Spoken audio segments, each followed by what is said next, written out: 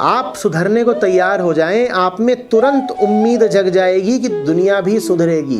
कोई आपको मिले और कहे इस दुनिया में कुछ नहीं हो सकता, तो साफ समझ लेना कि वो ये कह रहा है कि मेरा कुछ नहीं हो सकता। कोई मिले और कहे कि मेरी बीवी सुधरने से रही, तो साफ समझ लेना कि वो कह रहा है मैं सुधरने से रहा।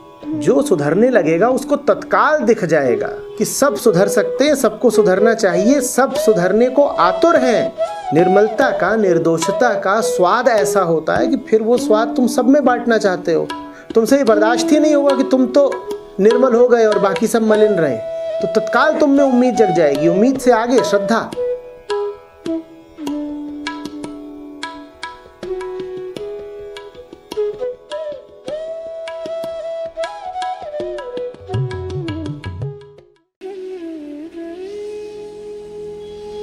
कागा करंग टंडोलिया सगुला खाया मासु ए दोए नैना मत छूहो फिर देखण की आस। शेख फरीद ने वृद्धावस्था को लेकर और वियोग को लेकर खूब कहा। तो कह रहे हैं कि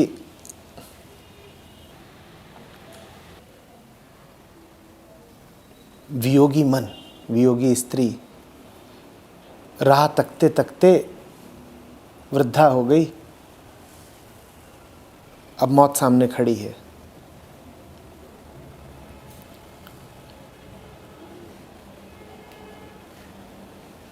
और उस मुकाम पर वो कहती है कि अरे कागा, अरे कौए, इस शरीर की मुझे बहुत परवाह नहीं। अब मर तो मैं जाऊंगी ही, तुझे जहाँ जहाँ से मांस नोचना होगा नोच लेना, चुग चुग खा लेना, पर आंखें छोड़ देना मेरी। नैनों पर चोच मत मारना। क्यों? उनमें पिया मिलन की आस है। समझ रहे हो? तुम्हारी पूरी हस्ती में सिर्फ वो हिस्सा महत्वपूर्ण है जो प्रियतम से जुड़ा हुआ हो, जिसमें प्रियतम बसे हुए हों। बाकी सब सिर्फ मांस है। बाकी सब नष्ट हो जाए कोई बात नहीं,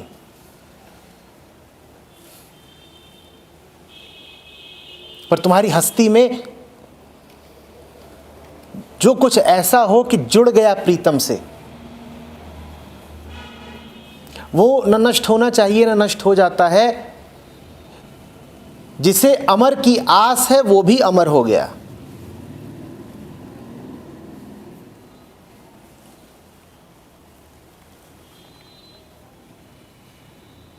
बात समझ में आ रही? बहुत कुछ हो तुम और बहुत दिशाओं में भागते हो तुम।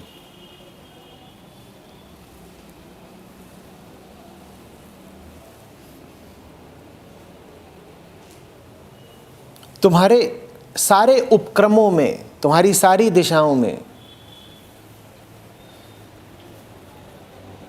सिर्फ वो काम और वो दिशा कीमती है जो उस पिया की ओर जाती है। 24 घंटे का दिन है ना, बहुत कुछ किया दिन भर, वो सब कचरा था। उसमें से कीमती क्या था? बस वो जिसकी दिशा प्रीतम की ओर थी। और फरीद साहब कह रहे हैं उसको बख्श देना, उसको गंदा मत करना।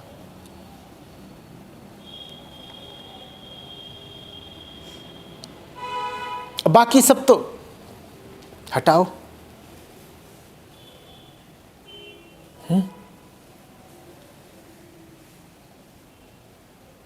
और संत वो जिसका पूरा जिस्म ही समझ लो आंख बन गया, जिसकी धड़कन भी आंख बन गई, जो नख शिख नैन हो गया, जिसका रोया रोया, जिसकी हर कोशिका सिर्फ प्रीतम की ओर देख रही है। वो सांस ले रहा है किसके लिए? उसका हाथ उठ रहा है किसके लिए? दिल धड़क रहा है किसके लिए? वो आहार भी ले रहा है तो किसके लिए? वो गति भी कर रहा है तो किसके लिए?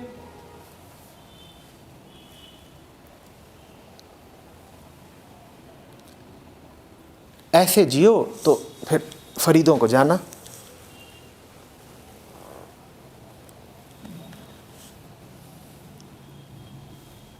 वरना तो समय काटने के बहाने और तरीके हजारों हैं।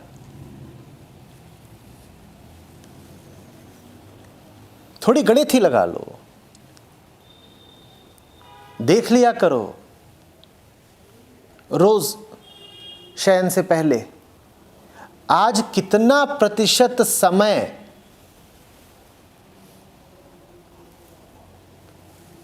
उसके ख्याल में, उसके जिक्र में, उसकी साधना में, उसके अनुसंधान में, उसके तसव्वुर में लगाया। कितना? जितना लगाया बस समझ लो उतना ही समय तुम जिए, बाकी तो समय बेहोशी थी। जब बेहोश पड़े रहते हो तो क्या कहते हो कि अभी जीवन चल रहा है? बेहोश के लिए कैसा जीवन?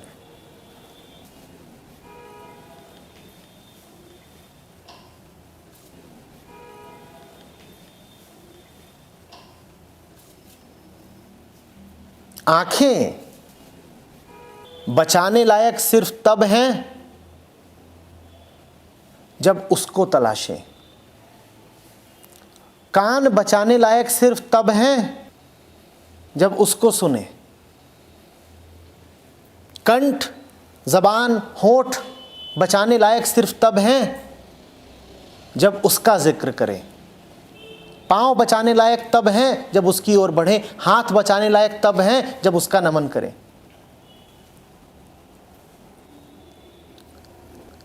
सर बचाने लायक सिर्फ तब है जब उसके समक्ष झुके। नहीं तो काट दो सर को, फूट जाए आंखें। कल कह रहे थे ना जीसस, एक आंख अगर फूट गई हो तो उसके लिए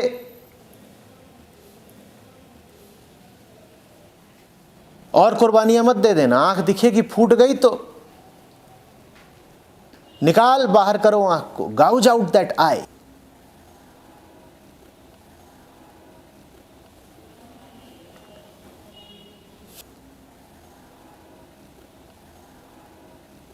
संतों का बयान तो बड़ा बेबाक होता है।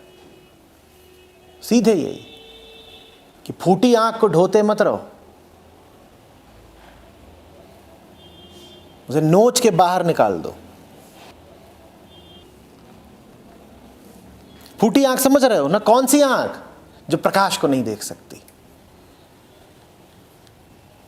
जिसमें पिया नहीं बसे। बचाने मत रह जाना ऐसी आंख को, हटाओ।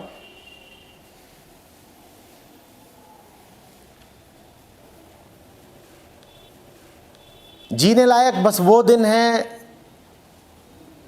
जो उसकी साधना में बीता। होने लायक बस वो जगह है जहां उसका नाम लिया जाता हो। और किसी जगह पर तुम पाए ही क्यों जाते हो? बताओ। संगत बस उसकी भली जो उसकी ओर ले जाता हो। और किसी के साथ तुम पाए क्यों जाते हो? बताओ। संतों के, फरीदों के साथ रहना जीवन का अमृत भी है और सबसे बड़ी मृत्यु भी। जिंदगी भी वही देते हैं, लेकिन मृत्यु तुल्य भय भी वही देते हैं। जो भय के सामने भी अडिग खड़ा रह सके वही फकीरों की संगत बर्दाश्त कर पाएगा। नहीं तो फकीर सामने आए और तुम्हारे घुटने न कपें, ऐसा हो नहीं सकता, वो महामौत होता है।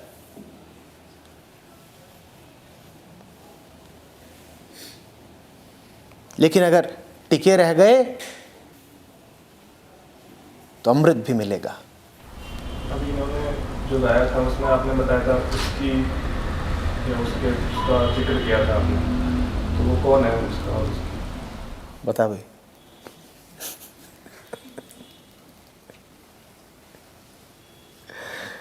जब भी आंखें देखती हैं सामान्यतया भी, तो कुछ तलाशने के लिए ही देखती हैं ना,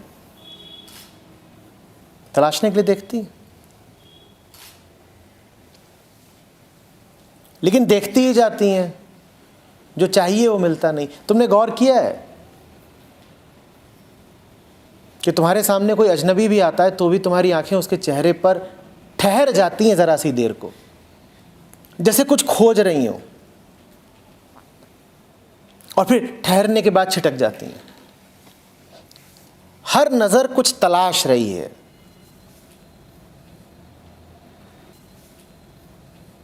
फरीद साहब उस नजर की बात कर रहे हैं जो वहीं जाकर ठहर गई है जिसकी तलाश थी। अब ये कैसे होगा? क्योंकि जिसकी तलाश थी उसके बारे में तो कहा गया है कि वो भौतिक नहीं है, व्यक्ति नहीं है। तो दो बातें। पहली, ये आंख तो दुनियावी चीजों को ही देख सकती है। दुनिया में भी ऐसे स्थान हैं, ऐसे व्यक्ति हैं, ऐसे ग्रंथ हैं, ऐसी वस्तुएं हैं जो उसका सुमिरन कराते हैं,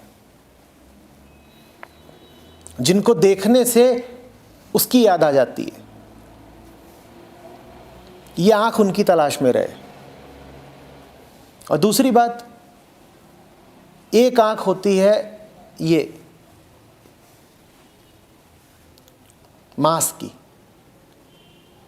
और एक आंख होती है भीतर, उसका नाम है मन।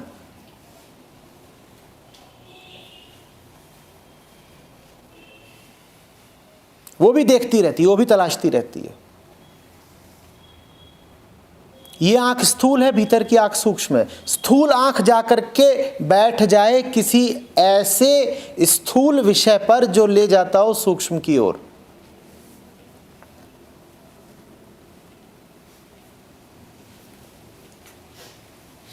और सूक्ष्म आंख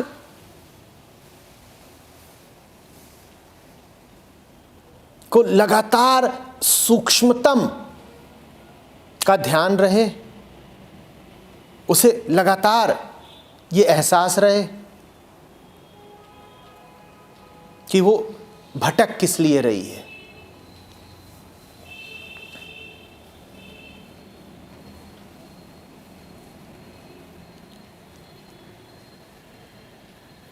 यही है आंखों में पिया का बसना।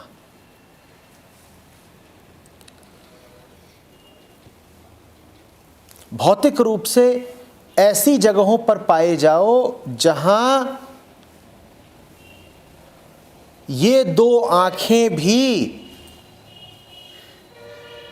सत्संगति का ही दर्शन करें। कानों को सुनाई दे तो श्लोक और घंटियां,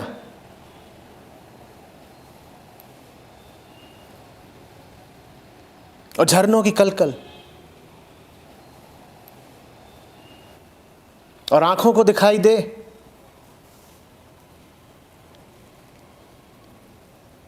तो साधु का शरीर, ग्रंथों की उपस्थिति, ऐसी कलाएं जो मन को शांत कर देती हो। इंद्रियगत रूप से भी अपने आप को ऐसा माहौल और ऐसा आहार मत दो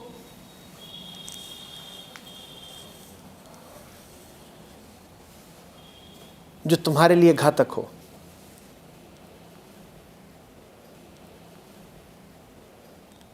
पर आंखें सदा तो किसी ऐसे स्थान पर नहीं रह पाएंगी जहां गंगा ही बह रही हो, जहां मंदिर ही खड़े हों। आंखें सदा तो ग्रंथों को ही नहीं पढ़ती रह जाएंगी। जीवन की अनिवार्यता ये है कि तुम्हें इधर उधर भी होना पड़ेगा, भटकना भी पड़ेगा। तब ये जो भीतर वाली आंख है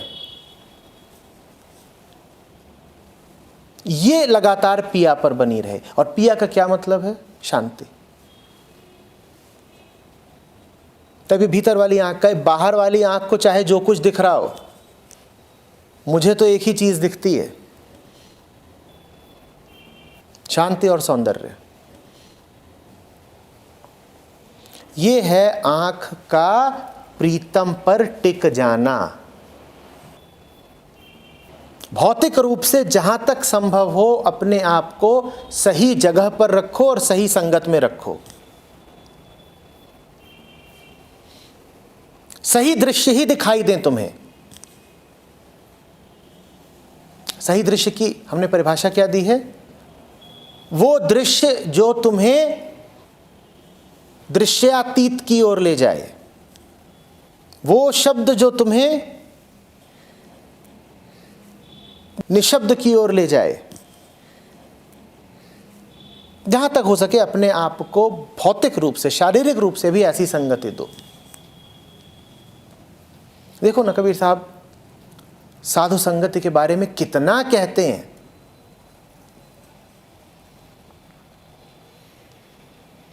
और जब मजबूरी हो कि सशरीर साधु संगत में नहीं बैठ सकते, तब भले ही इन आंखों को साधु शरीर न दिखता हो, मन की आंख को साधुता पर ही केंद्रित रखो।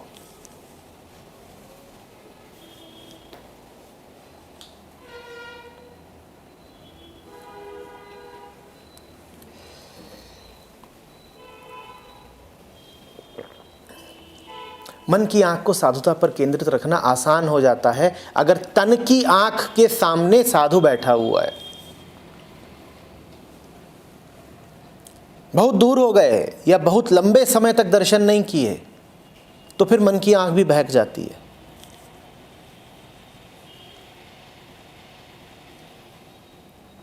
तो कबीर साहब कहते हैं, जाओ रोज मिलो,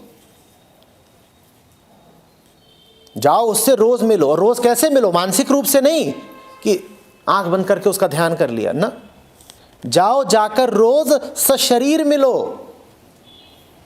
जाओ और बैठो उसके सामने रोज। और रोज नहीं मिल सकते तो हर दूसरे रोज मिलो। और फिर कहते हैं अगर हर दूसरे रोज नहीं मिल सकते तो हर हफ्ते मिलो। और फिर कहते हैं हर हफ्ते नहीं मिल सकते तो चलो तुम हर पखवाड़े मिल लो। पखवाड़े में भी नहीं मिल सकते तो अरे जाके एक महीने में एक बार तो मिलाओ। और फिर कहते हैं अगर महीने में एक बार भी नहीं मिल सकते तो तुम्हारी तुम जानो, हमें तुमसे कोई बात नहीं करनी, क्योंकि फिर तुम्हारे लिए कोई उम्मीद नहीं है।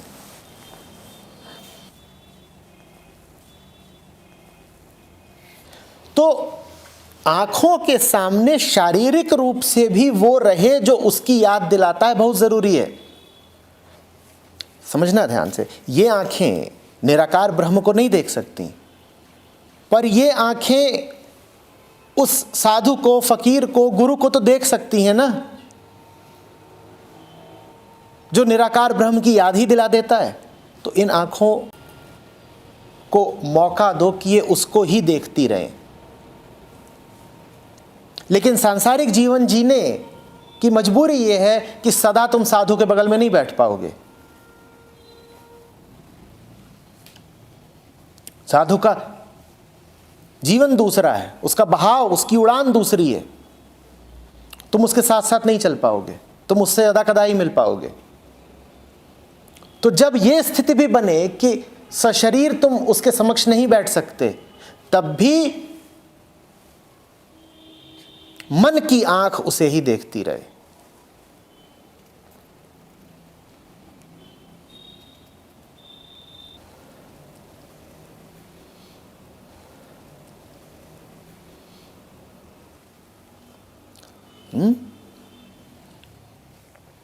एक गीत होता है जिसको तुम होठों से गाते हो, लेकिन दिन भर तो नहीं गा पाओगे। तो होठों से गाओ, और जब होठों से ना गा पाओ तो तराना भीतर बजता रहे।